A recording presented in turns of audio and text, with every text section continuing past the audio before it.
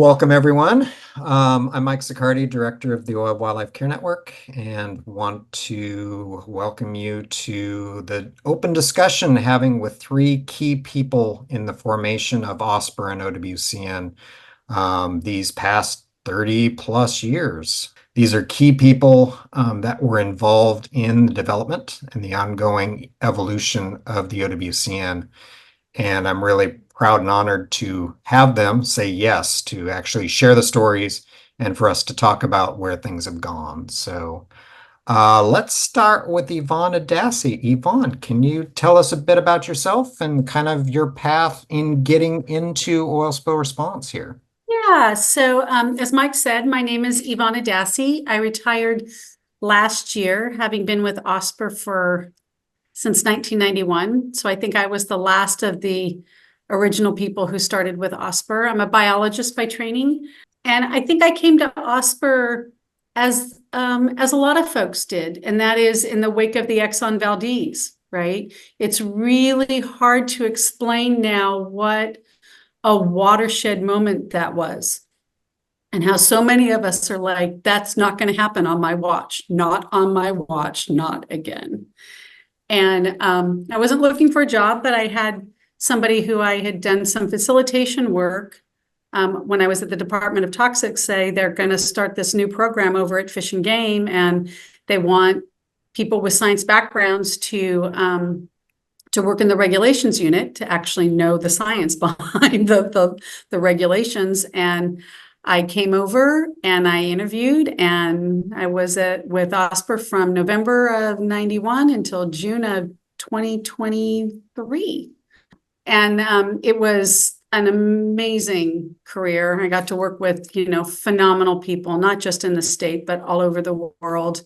And people who were exceptionally driven and dedicated to make sure that California was going to be as protected as we could possibly be from oil spills, and in, unfortunately, the eventuality that there would be an oil spill, that we would be able to respond in a very professional manner. I served in many, many roles. One of them was in an appointed role as deputy administrator for a few years, and I sat on the OWCN board for, I don't know, my 10, 12. It was a fair amount of Keep time. going. Keep going, maybe more, 15, I'm not sure. When Jonna, and I'll let Jonna speak to this, but you had asked, and just tell me if this is too much, Mike, but Jonna started a lot of the contracts when she worked at Fish and Game, now Fish and Wildlife, so you'll hear me go back and forth.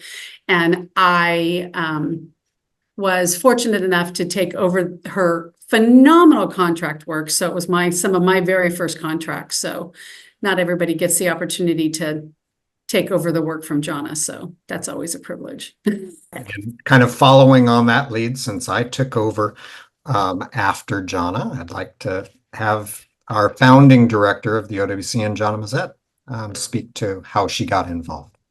Well, thanks for having me, and it's great to be with all these old friends that are formative in my life, all three of you. So it's fun to be together here.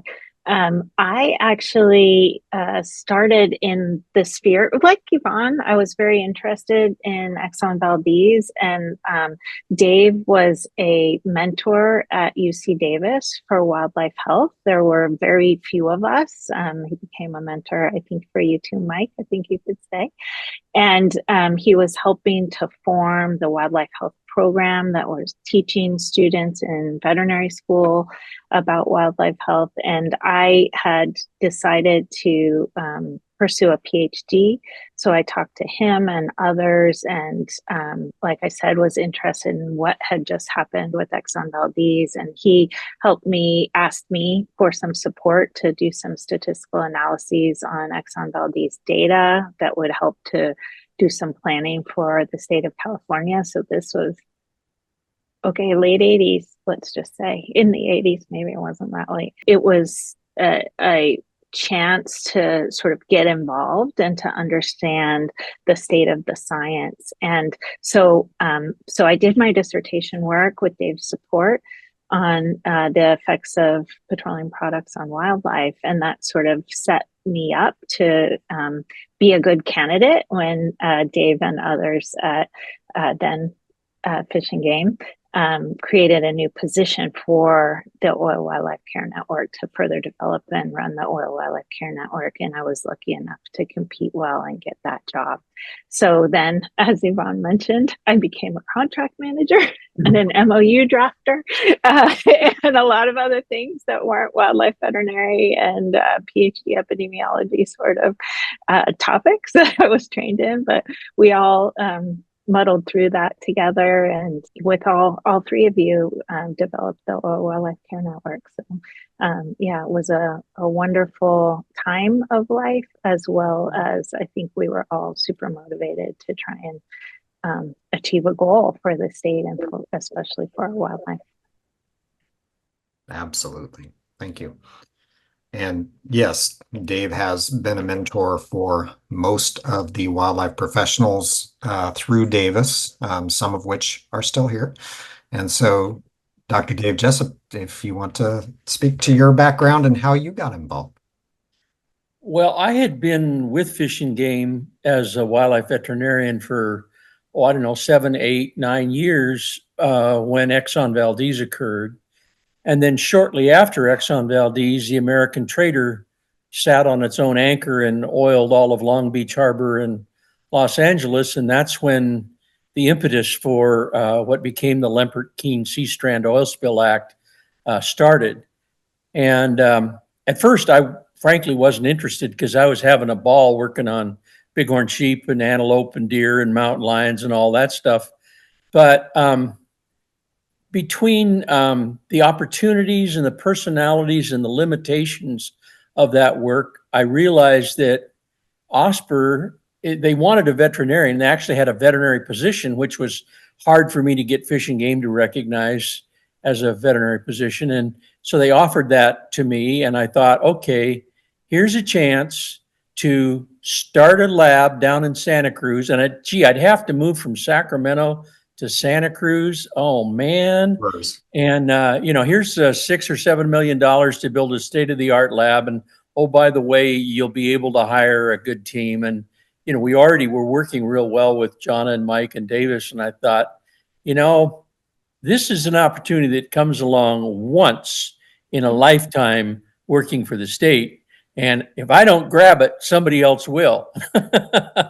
And so I applied for it. The irony is that my then graduate student, Terry Work, applied for it, and I applied for the job he eventually got in Hawaii, and he got the Hawaii job, and I got the OSPR job. So we've compared notes and decided it worked out perfect. Wouldn't have worked out the other way. But anyway, some of it was luck, some of it was the opportunity. And, OSPR was really an opportunity to grow something from the ground up that would be, there was good vision behind it. And the legislation was well written. They didn't just say you got to take care of oiled animals. They said best achievable treatment, which set the bar high. And that meant that we needed to have the veterinary school involved, and we needed to have, really good professionals involved. And it was a real opportunity, one I'm really glad I took advantage of. Instead of us who have been around quite a while in this sphere, asking each other questions, what I did is I asked Frankie Lill, a newer OWCN staff member, to think about the questions she might want to ask people who were there close to, if not at the start of OWCN. Some of the things that some of the newer responders, many of which that were born after Exxon Valdez and Huntington Beach spill, what they might want to know on these things. So I have a list of questions. We'll see how far we get in our hour. But I think the first one, and I'm going to open it up to whoever would like to start, is what was the most challenging part of developing the OWCN? Was it politics? Was it creating relationships? Was it the funding? Was it something else? What was the challenge in creating what we've developed today? I can jump in, and probably both of the others will remember and hopefully not cringe. But I think it was quite shocking to me, Dave, when I was hired. Dave hinted that there might be some people that might not like what we're doing within the agency, but I was quite shocked that I was hired to implement a law that the agency had to implement, and that I expected possibly, challenges or political issues with others, but I didn't expect it from within the agency. And so I was prepped to have great answers for the petroleum community. I was prepped to have great answers for the rehab community and even my own scientific colleagues. I was not prepped to defend my brand new hiring to senior people within the agency. And that was quite interesting and dramatic, frankly. And I could understand the motivation. Like, people really felt very strongly that we needed to do environmental restoration and habitat restoration. And I was hugely in favor of that. So it was shocking to me that the people who wanted to do that were basically hating on me. The haters were definitely hating, and to the extent of writing letters to everyone to get me fired. And when we even moved the program some years later over to the university, the same kind of group wrote letters to the university to get me fired before my first day on the job. So I was surprised by the passion for good that was being channeled against the OWCN. I felt so confident that we could build it into something that was both great for response, but also created the data that would allow for habitat restoration and environmental remediation to be on steroids compared to what it was at the time. That I didn't let that deter me, and I leaned on some of you all for support during that. But it was quite surprising that, the assumptions I made, and we all know not to do that, were absolutely incorrect about where I needed to prepare arguments and defenses. What John is describing was essentially the blowback from prominent members of the biological community, not just in California, but elsewhere, from the Exxon Valdez spill. And some of the angst coming out of that was focused on how the money is spent, as though individuals have a say in how the money is spent. And they felt that the money would be better spent buying habitat, not recognizing that that would go on too. And there were a number of papers written that it was god awful expensive to care for oiled wildlife, and they all died anyway. So there was a whole school of kill them all and let God sort them out. But the legislation said we would give best achievable treatment for oiled wildlife. And they ignored the fact that if they just kill the critters, then the responsible party has to pay for them as killed critters, even if they didn't kill them. And that's not what the responsible parties wanted. That's not what the rehab community, that's not what the politics in California would support, because we're pretty famously, I think, a animal welfare, humane type state. And that's certainly not what the governor wanted, or the administrator of OSPR. But there were strong members within the OSPR itself, and at UC Davis and a couple other places, that decided they wanted to make the argument, purely biological argument, that it's not worth the time and the money. Kill them all, let God sort them out, spend the money some other way. And it was stronger than I thought it was. I didn't completely hire Jonna into a den of thieves, but it was strong. It took, the first year or two, we spent a lot of time detoxifying the environment we found ourselves in and trying to forge the personal, social, political relationships that would allow the OWCN to do what it fully could do and has proven since it could.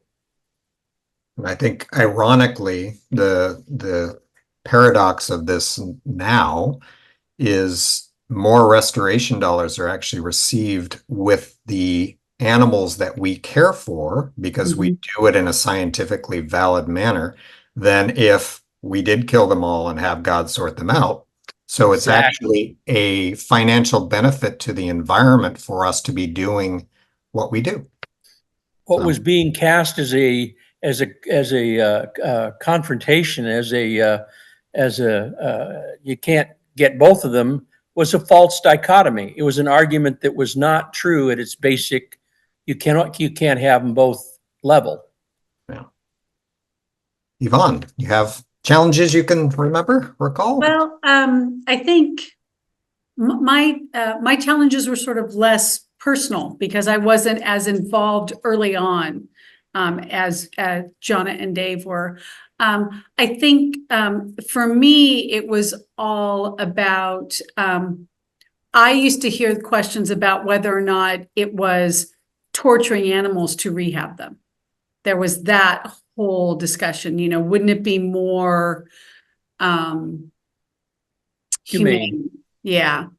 And so that was an interesting conversation to try and have with people, especially as a biologist, because both as humans, we talk about individuals and populations. It's like, okay, well, I'm not sure Shriners Hospital would agree with you on this kind of thing, right? And so I think that there was that. I also think that there was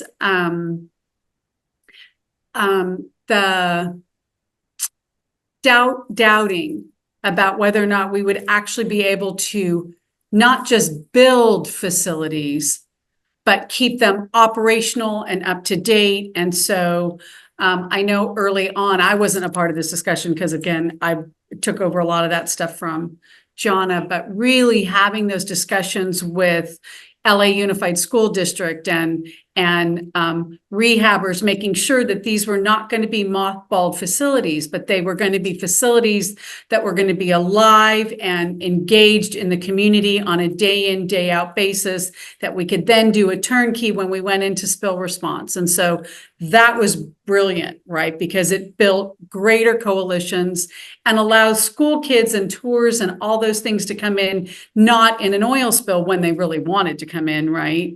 And so I think figuring out a way and then selling it as sort of the human hospital model, right? These are our center facilities, and these are triage facilities, and this is the primary care center, and this is this helped people really understand what we were doing and why we were doing what we were doing. So that's about all I have to add, I think, on that.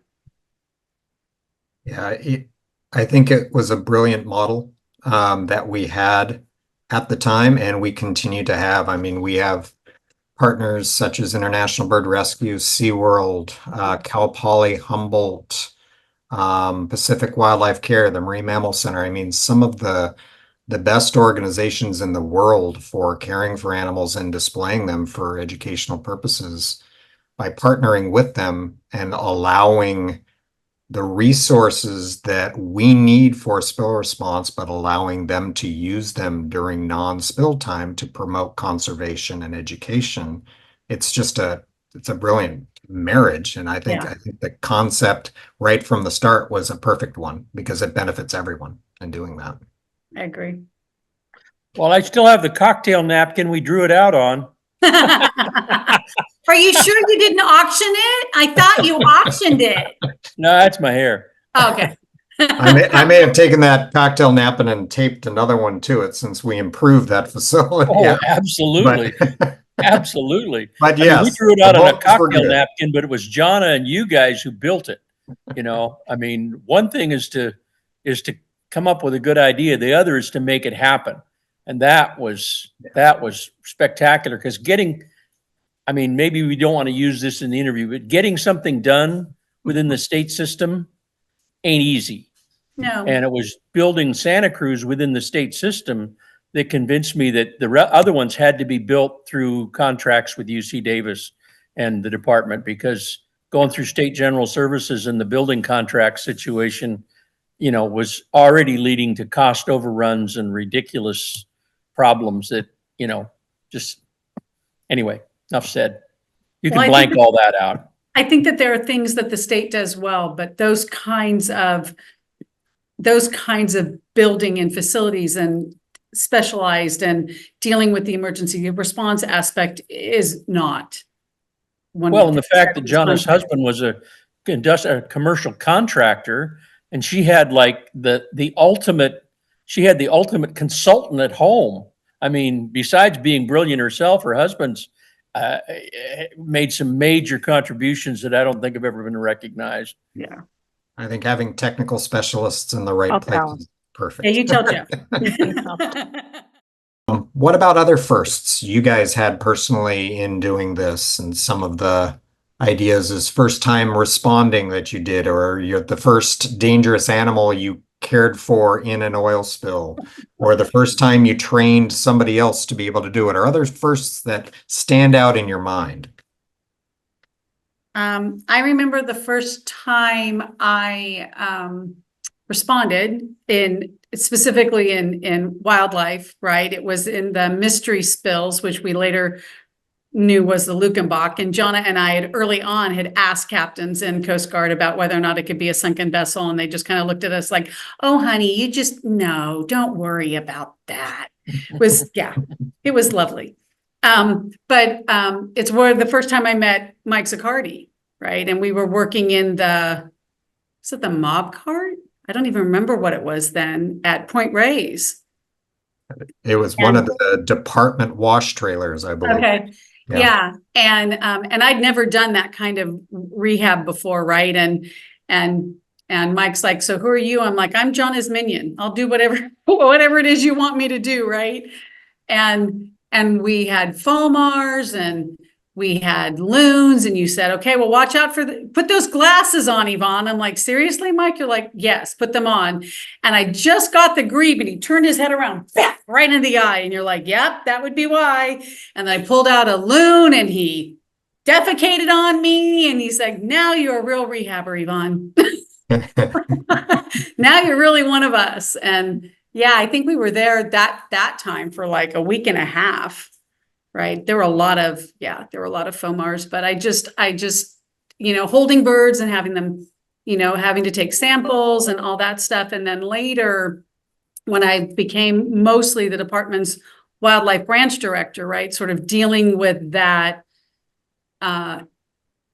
command post, sort of political, all that stuff, while Mike took care of all of the animal stuff, worked really, really well. And having that understanding of what it looks like on the ground level, I think was really, really important. So I think that's when we figured out that you can't have the person in charge of the wildlife branch also be the person in charge of what's going on out in the field and the facilities, right? It's just, and then the first time I took over for Jonna, when she had some other things that she needed to be doing. And she's like, okay, now don't let them, you are not responsible for this. You're not responsible for that. I'm like, okay.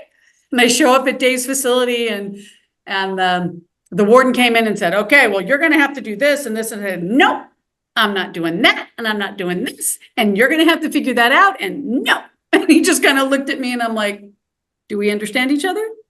Okay. Said, so call somebody else to figure out how we're going to take care of those things, because I'm not going to call Jonna back and say, I said we were going to do that. And I think, don't know. Am I still so sassy? well, no, I think you just didn't want me to get run over, right? Because you had been in that role so many times, and I'm like, I just wanted to help. And I'm like, what can I do, right? I can't be a vet. Is there a part of your job I can do, being a leader and forceful and all those things? And you're like, yes, you can do this part, but let me tell you, all the things you can't let them make you do. I'm like, okay, great. It was great. I think it was the mystery spill, right? At your facility, Dave. And Yeah. Yeah, Lukenbach moved from Point Reyes down to our area in later 97 and early 98. I think we had 3 waves of birds that winter of 97, 98 that came in that subsequently tracked back to Lukenbach and what we were calling Mystery Spill at the time. Yeah. And frankly, I'll tell you my little story. I was personally getting really overwhelmed. You were freaked out. I was on the edge because we just Out. adopted Amber and we just moved down, and let's just say things were a little tense around the house. And before we'd actually unloaded the boxes, we had a spill, and then we had 3 more on top of that in the next 4.5 months. And besides having just survived fighting back all the negativity and trying to open a facility that wasn't actually supposed to be open yet, I was really getting overwhelmed. And if it hadn't been for Jonna coming down and taking over and the support we had that was building within Osper, if we'd had to keep fighting all those backfires, I was getting towards the end. I was getting fried. As my sister would say, you were a donkey on the edge. Well, That was a tough one. That was the It was. first time I was almost strangled by a member of the press. So is that a first we want to talk about? Because they were mad That's that I would give them Strangled by a tour. member of the press? Mhm. Really? Almost, yeah. Well, Mhm. tell us that story. Oh, well, I'll only tell you it because it wasn't the first I was going to tell you, but because it figures into my other story that there was also a very nice partnership with Tim Williamson at your Yes. facility, Dave, and with all of us for the OWCN over many years. And at that spill, we were doing daily press briefings, and this is part of my don't let them do this, that, or the other. Is one press briefing a day, give the numbers once a day. Otherwise, all the newspapers don't agree. And one tour for press to get photos a day, because it was just really crazy. It was a very media interested. There must not have been lots of other things going on in the world. I mean, everybody was there and they all wanted to tour privately. And there was no way you could run the spill. Obviously, our audience knows about running spill. You need to be taking care of the animals and taking care of the business of running the spill. So I had narrowed it to one press conference and tour a day. And a member of the press came late and missed the tour. And I said, I can answer 2 questions. I have to get back, and no, you can't have a tour, but you can come for the tour tomorrow. And he went for my throat, and Tim was there and picked him up. And moved him away from me. Yeah. So thank goodness. Wow. Yeah. For the audience, Tim is about 6'2" and about, let's just say he's a wonderful bear of a man. built like is a what I would lineman. call him. Built He's like a a lineman. wonderful bear. So Yeah. if Santa And on Claus, a good day, I'm 5'4", just to put it in context. if Santa Claus had been in the Navy, that would be Tim Williams. Perfect. That's exactly right. And also for people watching, these spills, they were not inconsequential. I mean, this was 500 to 1,000 birds, all seabirds, all coming in within 3 to 4 days of each other. So intense spills that we were having in the mid to late 90s as well. Every winter until it didn't stop. And that's when Coast Guard decided, well, maybe it is a sunken vessel. Well, the irony of that is that a lot of this, we don't need all these oil wildlife care facilities, disappeared because suddenly people were saying, do you have enough of those? You need some more of those oil wildlife facilities? And of course, people said, we don't need them up in Arcata. And then we had 2 spills in Humboldt, Arcata that, we really need one. And, the spills actually just kept building the argument for the Oil Wildlife Care Network. And the Oil Wildlife Care Network, despite the fact that we were all pretty new out of the shed, did manage to make things run much more smoothly, politically and financially and socially, and improve the care of oiled wildlife. The research that Jonna and you and others did, showing that oiled wildlife actually do if they're properly cared for, do survive reasonably well, depending on species. Some are less resilient than others. But that really, again, helped answer that biological question, is this worth doing? Yes, if you do it right, it's worth doing. Absolutely. Jonna, did you have another first you were going to Oh, mention? it was different. This all flowed together nicely, but I'll just throw it in. You can edit it out. When I was first hired, so when I was taking the exam, so Fish and Wildlife, you have to take an exam to interview for a job, and it's kind of a combined, depending on your level, combined interview slash exam. And I was extremely pregnant. And so I was doing that and thought I failed horribly, and was very surprised later to find that I was offered the job. So it was very clear that I was very pregnant to everyone involved in the hiring, including the HR people. And they gave me a start date. Well, okay, so I had the baby. I showed up for my start date. And actually, even before like coming into the office, we had an oil spill. So Tim called me, it was Christmas Eve. And so there was no work day to come into the office, but it was my first day. So he said, "You're up. We're going on an oil spill on Christmas Eve." Well, I had just had a baby that was still nursing. And I had a 2-year-old that was going to be the first Christmas that she would know it was Christmas, right? And Tim very sweetly came to pick me up in one of our rigs, and I was just bawling, crying, trying to be professional for my first day of my new big job as a state wildlife veterinarian, getting in that RV and going down to Southern California. Well, in the end, we got to the Grapevine and we got called off because it actually wasn't an oil spill. And that used to happen a lot, where we'd start up, especially before we had the network fully built out. So we couldn't necessarily, call our network members and say, "Does this look real? Go check this out." So anyway, went down, got turned around, joyfully turned around back home before Christmas morning, all of that. And I went into work right after the holiday and showed up for work. And the person in charge of health, the occupational health specialist for our department, ran over and said, "You have to go home right now." Like, "What's wrong?" And they said, "You're not 6 weeks postpartum. Your record said you had a baby 5 weeks ago." I said, "Yeah." And everyone knew that I was doing that. "Well, you have to go home. You can't be here." And I said, "Really wish you would have told someone that before they sent me on an oil spill." So that was my first day on the job. Not with the OWCN. I had responded to oil spills as a contractor before that, as a contract wildlife vet, but it was my first day on the job. Depending on which one you count, they were both very memorable. Next question. How did joining oil spill response or responding with OSPR and OWCN change your life? And did it change the trajectory of your life? I can speak for me, and I think for a lot of people who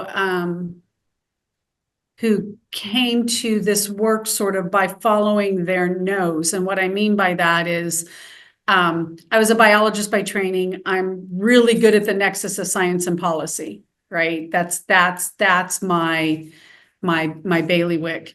And so I would never be like that great biologist, but I could speak to the biologists who were the great biologists, and then I could turn it into something that the politicians could understand so that we could move things forward, right?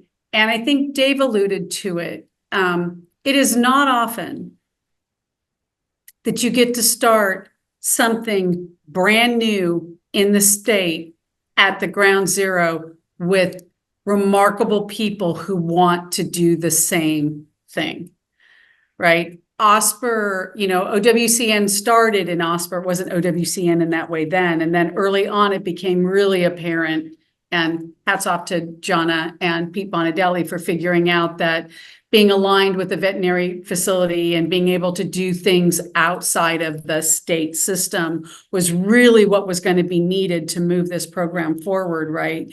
We figured out different ways to do things, always mission forward, always everything forward. And I remember my first spill was down at McGrath Lake, right? This is before we really had ICS the way we have it now and all of that stuff. And I called my friend who was a field biologist down there and said, oh, I hear the spill is over and, 57 expletives and I need you here, right? She was running what we now think of as all of wildlife, all of SCAT, and all of environmental unit by herself. And I came down and it was just like, oh my gosh, I was a responder and I was good at it. And I got to do this super important work and I got to be with the community at their worst and help them know that this was not the end of the world. It's the first week of a spill is like the greatest thing ever, if you could think about it in that way, because everyone comes together, all the different agencies come together, and nobody is saying no yet, right? The lawyers aren't involved yet, the press isn't involved yet, you don't have, and it's like, what can we do to help? And in that week, you get more done, right, than you can get done in what feels like months later. And you don't get that often working for the government, where you actually get to do the policy, right? Like whether it's dispersants or in situ burning or alternative response technologies, which is where I sort of cut my teeth. And you do this policy and you're like, oh, this is awesome. And then you go and try and implement it in a spill. You're like, wow, that did not work at all. And then you get to go back and fix it. And that process takes maybe 8 months, maybe a year. Whereas you could wait 20 years to find out if what you've actually written on paper will translate into reality. And I would say I found a home here. I found my avocation here at OSPR. I didn't have children. OSPR was my baby. And we got through the difficult teen years. It was not pretty.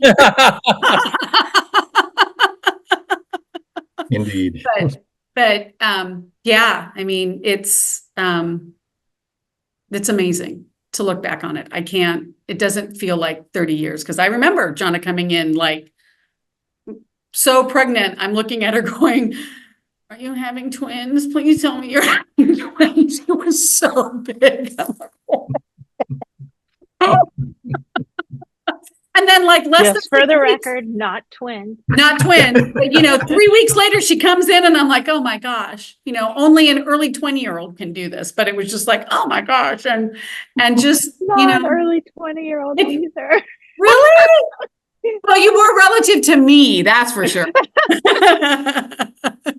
You're always so youthful, very bright, very young. Thank you. Yeah, Thank you bright very light. So yeah, it definitely changed my life and became a huge part of my life. Yeah. How about you, Jonna? Yeah, I mean, just the camaraderie of the amazing people involved, and that we're still friends and still here smiling and reminiscing and talking about others that are around, and some that are gone, is just a beautiful thing that certainly shaped my life and changed the trajectory.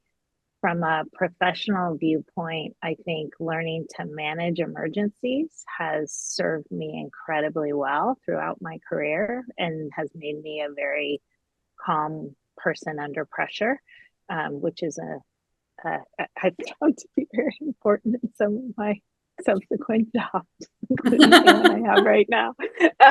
And I think emergency response, that portion, which was not all of what the four of us do or did, but emergency response triggered a piece of me to want to be constantly solution oriented. And most of the rest of my career has been here at the university, which I love, but the university is often not at all even worried about solutions. It's about, the stepwise science piece or educational piece or service piece.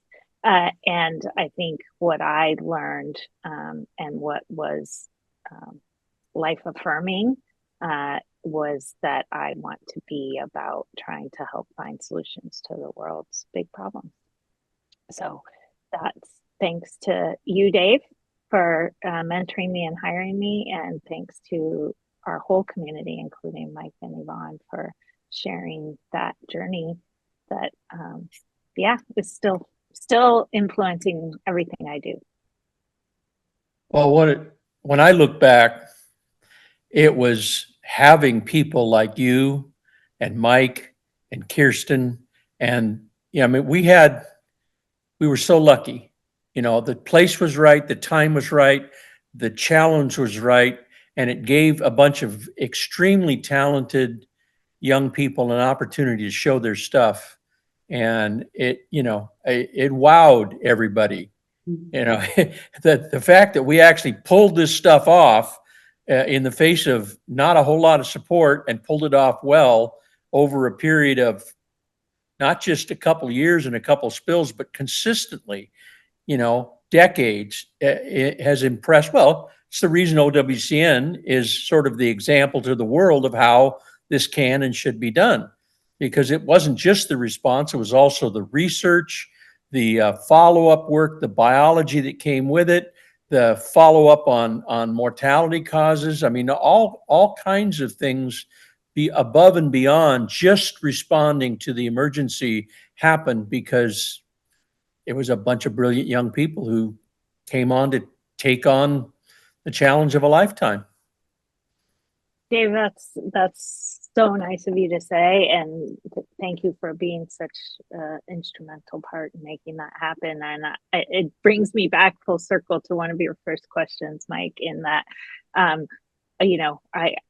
expressed to you my surprise at having people within the agency not being very supportive of what we were doing. And later on, Dave and I had a supervisor who was wonderful with us, but also was, would just say, like, I can't believe what you guys are doing and how what you're achieving. And I remember looking at him, and it might have even been during my performance evaluation, saying, what do you mean? This is my job. You told me to do this. Did you not want me to do it? Like, am I confused? And he's like, no, it's just we didn't expect you could. Like, we get a lot of laws that get written by people that aren't really implementable, and we thought for sure this was one of them. And I was just like, surprise. oh, if I only knew I didn't have to do it. Oh. On it anyway, those of you who know me. One of the big impacts this has had on me is sort of tangentially related to oil spills. The fact that I moved down to Santa Cruz and started working with people from Monterey Bay Aquarium and Moss Landing Marine Labs and, Long Marine Lab and all up and down the coast, really gave me a much deeper understanding of marine pollution, marine ecosystem changes, the variety of flora and fauna in the marine environment that are affected by anthropogenic inputs, whether it's oil or sewage or whatever else. And, it led to just such a fruitful time for improving the quality of life for everybody in Monterey Bay. And to see the community here now, I mean, this is a pretty environmentally aware community. And if people are doing stuff that degrades the environment, it's pretty much a demand of everybody in this area that they clean things up and fix them up to the extent possible. And it really kind of reinforces your belief that good can happen, that life isn't all going down the toilet, and at least in communities that are affected, you can, by bringing science to them, by bringing a response with heart to them, by involving them in it, you can really make a difference in a community. And that, now I'm glad to have my family in this community area. It's just, it's a life-changing thing. We've reminisced, we've talked about the way things have been and kind of the evolution, but we do have a new cohort of new energetic staff here at UC Davis, but then also responders throughout California. If you had one piece of advice for people involved in OWCN based on your experience, what would it be?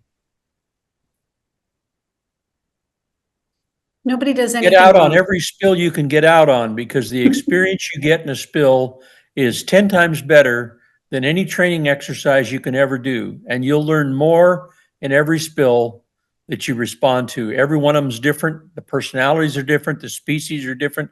The challenges are different. But every experience you can get in the field to do it, it will make you a better responder, and it'll make you a better person. Not self-deploying, but getting involved. Yeah. Activation, right? Just clarifying that for everybody. Be part of the system, as part of the system, not ad hoc.